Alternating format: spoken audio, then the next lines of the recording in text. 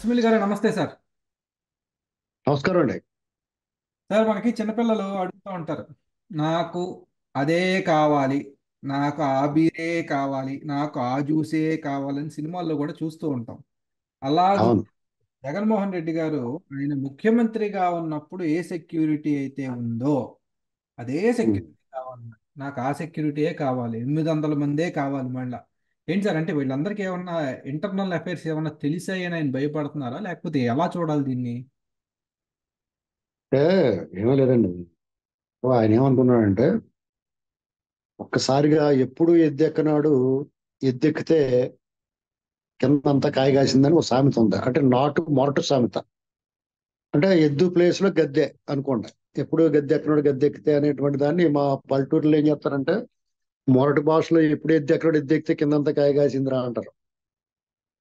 అంటే అలాగా అయింది ఇతనికి అలా ఉన్నప్పుడు పెత్తనం చేసాడు కానీ డైరెక్ట్ పవర్ కాదు కదా.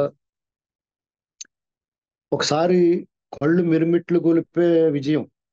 అసలు మామూలుగా ఎవడో ఊహించనలవి కానీ విజయం వచ్చింది అతనికి. నిజంగా అతనికి దానికి అర్హుడు కాదు అతను. అర్హత లేనివాడికి అందలం దక్కితే ఎలా ఉంటుంది అనేటువంటిది మనం 2019 నుంచి 24 వరకు చూసాం. అతను ఎవరో, అతను ఎలా ప్రవర్తిస్తాడో, అసలే విపరీత మనస్తత్వం, కుళ్ళు, కుత్సితం, దుర్మార్గం, అరాచకం, అవినీతి నరనరాన జీర్ణించుకుపోయిన అతనికి ఒక్కసారి ఆ రకమైన విజయం వచ్చి ఈరోజు కళ్ళు మూసిపోతాయి ఆటోమేటిక్ గా. మనకు తెలియకుండానే కళ్ళు మూసిపోతాయి. మీకు విచిత్రం చెప్పమంటారా? ఈ ప్రపంచంలో ఎవడన్నా ఎత్తలేని బరువు ఏదన్నా ఉందంటే కనురెప్పలనండి. కనురెప్పలను ఎత్తలేడు. ఎంత బలవంతుడు కూడా కళ్ళు మూతలు పడుతున్నప్పుడు ఆ కనురెప్పలను ఎత్తే శక్తి సామర్థ్యాలు ఎవరికి ఉంటాయి తెలియ. అందుకనే మీకు డ్రైవింగ్ లో కూడా చూడండి, కళ్ళు కొలా రెప్పబడితే మీకు తెలుస్తానే ఉంటుంది, రెప్ప పడిపోద్ది. దీన్ని ఎత్తలేరు మీరు. ఆ రెప్ప ఎంత బలవంతుడైనా ఎంత గొప్పవాడైనా సరే తెలియకుండానే కళ్ళు మూతలు పడిపోతాయి. అలాంటిది ఇన్ని అవలక్షణాలు ఉన్నవాడికి కళ్ళు ఎత్తి మీద ఎక్కేసి కళ్ళు మూసిపోవడానికి పెద్ద విశేషమైన విచిత్రం ఏముంది. అలా విచిత్రంగా అతను కళ్ళు మూసిపోయి ఏం చేస్తున్నాడో తెలియలేదు. ఆటోమేటిక్ గా దొంగిలించే గుణం ఉంది కాబట్టి అతనికి బై డిఫాల్ట్ అది అతను దొంగిలించే గుణం ఉంది మనసులో. అవినీతి, అధర్మం, అక్రమం, అరాచకం అనేటువంటిది అతని సహజ లక్షణాలు. కన్నుడు సహజ కవచకుండలాగా. దాంతో అతను ఏం చేస్తున్నాడో తెలియకుండా అరాచకం చేసేసాడు. రాష్ట్రాన్ని సర్వనాశనం చేసాడే కాదు, దానికి ఎన్నిసార్లు చెప్పినా దానికి ఇంకా చెప్పాల్సి ఉంటుంది. ఒకసారి ఎలాగైతే విజయం వచ్చిందో అలాగే ఇది కూడా పోయింది. చేతిలో జారిపోయింది మట్టగిడసలాగా. అది కాదు. దీన్ని మనం అనేక సార్లు చెప్పుకున్నాం, ఇది మళ్ళీ చెప్పుకోవచ్చు. సిరిత వచ్చిన వచ్చును సలలితముగ సారికేళ సలిలము భంగి సిరితా పోయిన పోవును కరిమింగిన వెలగ పండు చందమును అని భర్తృహరి రోజు చెప్పాడు. ఇతనికి అలా వచ్చింది, అలాగే పోయింది. కానీ ఆ మచ్చలు, ఆ మరకలు, ఆ నేరాలు, ఆ ఘోరాలు అన్ని అలాగే ఉంటాయి కదా. వాటి మీద ప్రజాగ్రహం ఇప్పుడు బంగ్లాదేశ్ లో చూడండి ఏం జరుగుతుందో. ఆ నాయకురాలు మంచిదా చెడ్డదా పక్కన పెట్టి ప్రజాగ్రహం అనేటువంటిది ఎలా ఉంటుంది అనేటువంటి దానికి బంగ్లాదేశ్ లో కళ్ళకు కట్టినట్టు కనపడుతుంది. అంతకుముందు గతంలో ఈ మధ్యకాలంలో శ్రీలంకలో చూసాం ఓ 2 ఏళ్ల క్రితం.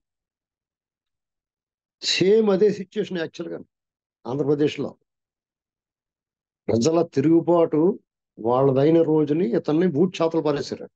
అయినా వాళ్ళ ఆగ్రహం చల్లారట్లేదు. ఇప్పుడు చంద్రబాబు నాయుడు గారు గ్రేట్ అచీవ్మెంట్ ఏంటంటే రాష్ట్రంలో అలాంటి అల్లర్లు, హింస చెలరేకుండా కాపాడగలిగాడు. ఒక రకంగా అందరం ఇదేంటి ఇలా చేస్తున్నాడు చాలా మంది వాళ్ళ నాయకులు, కార్యకర్తలు, కేడర్ ప్రజలు కూడా చాలా మంది అసంతృప్తి, అసహనంకి లోనే ఉన్నారు. కానీ ఒక్కసారి ఆయన కానీ ఈ 2 నెలలు వదిలేసి ఉంటే అసలు చాలా దుర్మార్గాలు, దారుణాలు జరిగిపోయినట్టు. మనమే విమర్శిద్దాం, తప్పు ఇది ఇలా చేయకూడదండి. అంటే మన చేతులు దాటిపోయిన తర్వాత, హింస చెలరేగిన తర్వాత, మన చేతిలో చేయి దాటిపోయిన తర్వాత ఎవడో ఏం చేయలేడు. బాగా వినటానికి, చూడటానికి అలా చేస్తే బాగుంటుందని అని చెప్పుకోవడానికి బాగుంటుంది. కానీ అది జరిగిపోయిన తర్వాత చెడ్డ వాళ్ళతో కూడా మంచి వాళ్ళు కూడా నలిగిపోతారు, చాలా ఇబ్బందులు ఎదురైపోతాయి. ఈ ఈ ఈ గుబులు ఉంది అతనికి లోపల. ఎప్పుడు వచ్చి మీద పడిపోతారు రా బాబు అన్న భయం, ఒకటి ఆందోళన ఉంది. ఎందుకంటే వాళ్ళు చేసిన అరాచకాలు మామూలు కాదు కదా. వాళ్ళ పార్టీ వాళ్ళని హింసించేసాడు అతను. వాళ్ళు కూడా ఒళ్ళు మండిపోయి ఉన్నారు. ఇతను నమ్ముకుని, ఇతను చెప్పిన మాటలు విని ఇదేదో నిజమే అనుకుని దెబ్బ అయిపోయిన వాళ్ళు ఉన్నారు. ఆ సర్వేలు అవి చూసి లాస్ట్ లో ఆ బెట్టింగ్ మాఫియా సర్వేలతోటి ఎవరో ఒక ఆయన చేత ఇప్పించింది సర్వే, మళ్ళీ ఇతనే గెలుస్తున్నాడని. ఇలాంటివి నీకు అప్పుడు దాకా భయం వేసి నోరు మూసుకుని దాక్కుని ఆ పందాలు దొరికిపోడు కాదు ఎవడన్నా. మొన్న ఎలక్షన్ అప్పుడు పందాలు అసలు జరగలేదు. ఎందుకంటే జగన్మోహన్ రెడ్డి అడ్రస్ లేకుండా అటర్ ఫ్లాప్ అయిపోతున్నాడు నుంచి అందరికీ ఒక అంచనాకు వచ్చేసారు. అలాంటి పరిస్థితుల్లో మళ్ళా ఒకటి చేత ఆ, సర్వే ప్రెజర్ పెట్టి ఇప్పించారో లేకపోతే బెట్టింగ్ మాఫియా లైన్ లోకి వచ్చిందో తెలియదు కానీ మొత్తం సర్వే వచ్చింది. ఇతను కూడా 9వ తారీఖున మనం 11వ తారీఖున 11వ తారీఖున అనుకుంటా 11వ తారీఖున వైజాగ్ లో ప్రమాణ స్వీకారం చేస్తున్నామని చెప్పాడు. ఇవన్నీ చూసి ఏంటి అతనికి ఇంత కాన్ఫిడెన్స్, ఏదో చేస్తున్నాడో గ్యారంటీకి వస్తాడేమో. మరి గతంలోని సీట్లు వైనాట్ 175 అంటే 175 రాకపోయినా బొటాబోటీగానే అధికారంలోకి వస్తాడని నమ్మకం చాలా మంది పెట్టుకున్నారు. అలా ఈ డబ్బులు తగలేసుకున్నారు, ఆస్తులు పోగొట్టుకున్న వాళ్ళు ఉన్నారు. ఇతని వల్ల బాధితులు విపరీతంగా ఉన్నారు రాష్ట్రం అంతా. వీళ్ళందరి వల్ల ఇబ్బంది ఉంటుందని చెప్పేసి లోపల దుడుకు దడా ఉంది. పైగా వీళ్ళు చేసిన తప్పులన్నీ కూడా దొరికేసి తప్పులే. వీళ్ళు దాద్దామనే ఇప్పుడు ఎన్ని ఆఫీసులు తగలెట్టేసినా కానీ వాళ్ళ తప్పులు మాపుకోలేరు వాళ్ళు. రాష్ట్రంలో అన్ని ఆఫీసులు తగలెట్టేసినా కానీ వీళ్ళు తప్పులు మాఫీ చేసుకోలేరు. ఇలాంటి పరిస్థితుల్లో పైగా ఆ అధికారానికి ఆ 1000 2 2 వేల మంది పోలీసులు, ప్రభుత్వం వాళ్ళు, ప్రైవేట్ వాళ్ళు, ఇలాంటి వాళ్ళు అందరితో కలిపి 1000 1500 మందితో సెక్యూరిటీ పెట్టుకుని చుట్టూరు కోట గోడలా పెట్టేసుకుని ఏదో మాఫియా థ్రెట్ ఉన్న వాళ్ళగానే ఇవన్నీ చేసుకున్నవాడికి ఒకసారే ఆ మంది మార్బలం హడావిడి లేకపోతే పిచ్చెక్కిపోయినట్టు ఉంటది. మాకు అసలే అతను మందులు వాడాలి అతనికి ఉన్న రుగ్మతకి. అలాంటి దానికి ఇలాంటివన్నీ చూస్తే జనం కూడా పెద్ద అధికారంలో ఉన్నప్పుడే జనం పారిపోయారు అతను చూస్తే.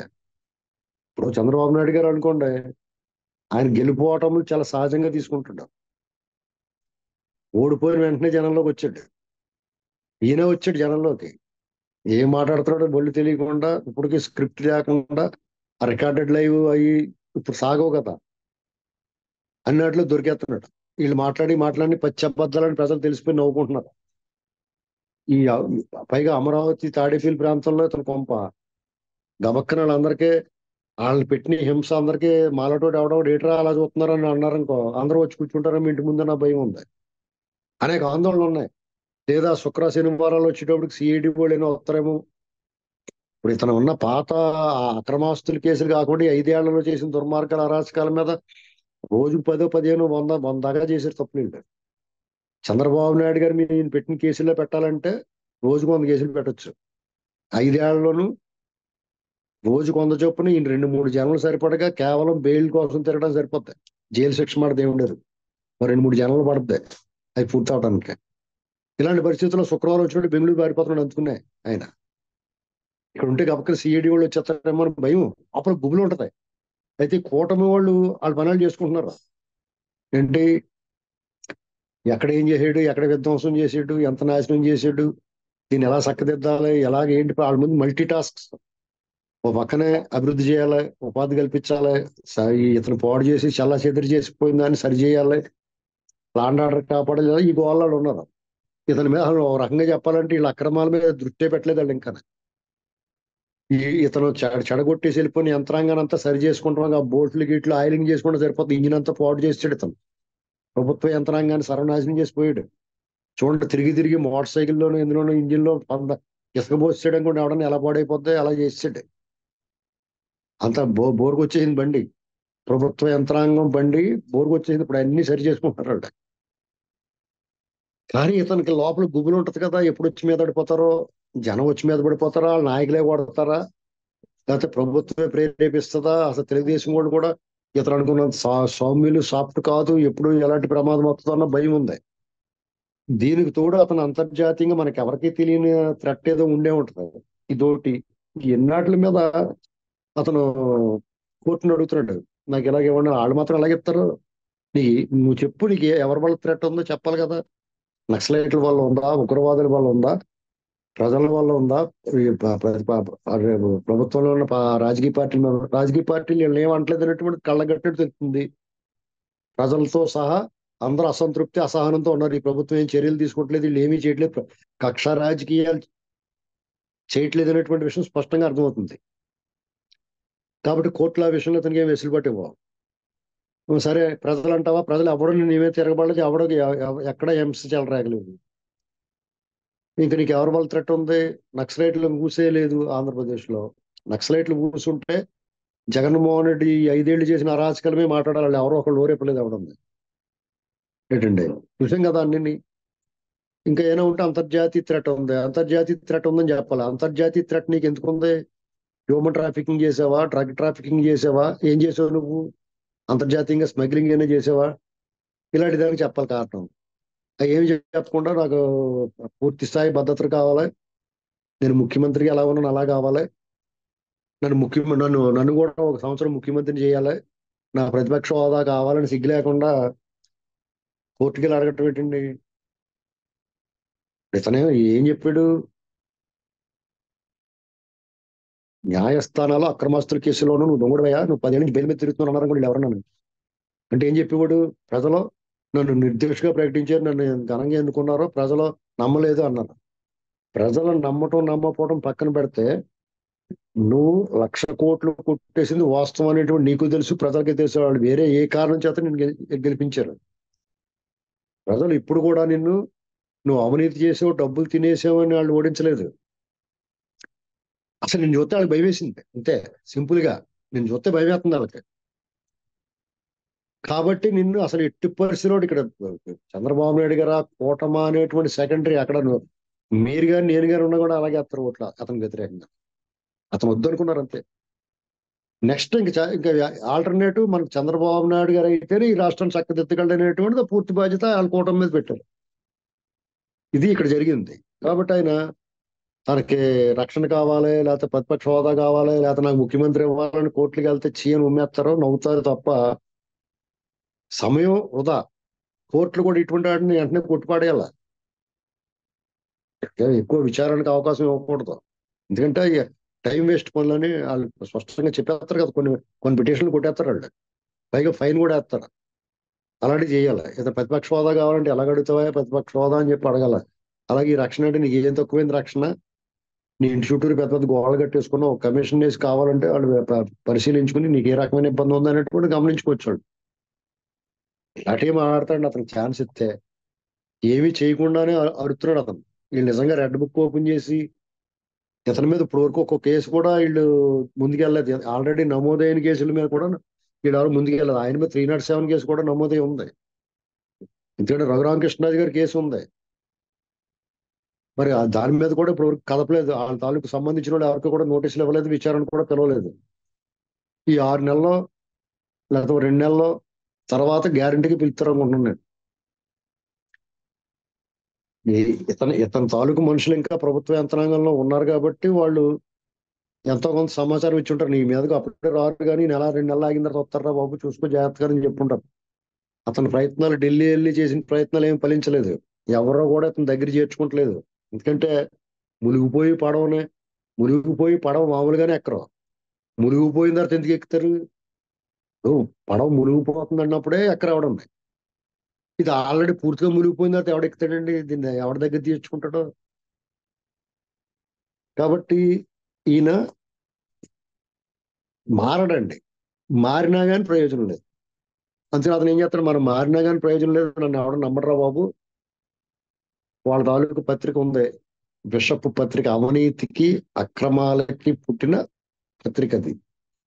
ఆ పత్రిక యథావిధిగా పొట్టు వదలని విక్రమార్కుడు చెట్టు మీద శవాన్ని దించి వేసుకుంటే శవంలోని బేతాళులాగా అది ఎప్పుడు అబద్ధాలు మాట్లాడుతూ ఉంటారు.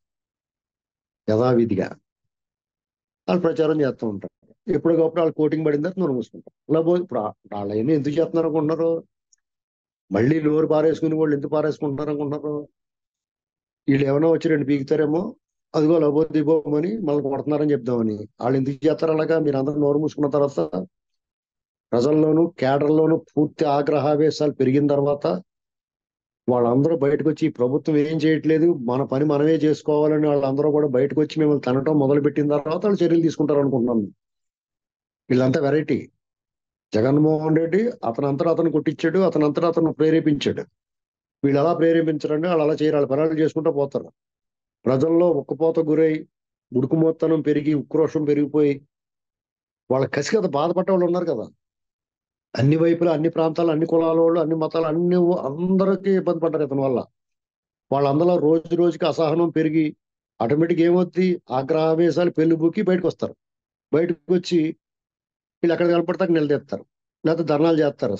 ప్రభుత్వం మీద కూడా ధర్నా చేస్తారు. విచిత్రంగా ఏమవుద్దంటే ప్రభుత్వాలు చర్యలు తీసుకుంటే కేసులు పెడితే వేధించు కక్ష రాజకీయాలు అంటారు. కానీ ఈసారి ఒక వెరైటీ జరగబోతుంది, ఒక విచిత్రం జరగబోతుంది.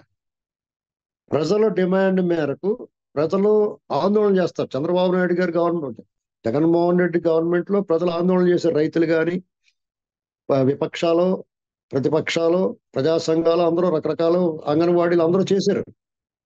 దానికి ఏంటి వాళ్ళ న్యాయమైన డిమాండ్స్, న్యాయం కోసం, ప్రజాస్వామ్యం కోసం రకరకాల మార్గాల్లో రకరకాల సమస్యల మీద వాళ్ళందరూ పోరాడారు. ఈసారి విచిత్రంగా గత పాలకుడు చేసిన దుర్మార్గాల మీద చర్యలు ఎందుకు తీసుకోవడం లేదనేటువంటి దాని మీద ప్రజలు ఉద్యమిస్తారు, ముందుకు వస్తారు. చాలా తీవ్రమైన ఉద్యమం జరుగుద్దండి. అప్పుడు తప్పని పరిస్థితుల్లో ఈ ప్రభుత్వం ముందుకు వచ్చి వీళ్ళ పని పట్టాలి.